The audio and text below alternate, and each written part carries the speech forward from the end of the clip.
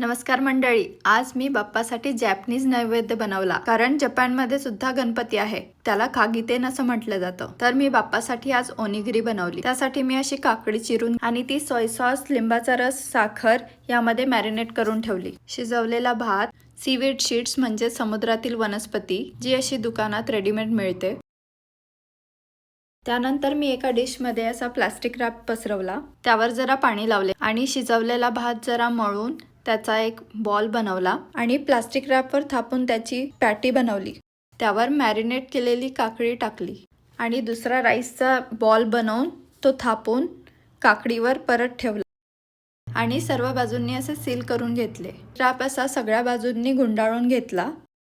त्यानंतर त्याला हाताने छान दाबून घेतले आणि त्याला असा त्रिकोणी आकार दिला. अशा प्रकारे ही ओनिगिरी ऑलमोस्ट रेडी झालेली आहे.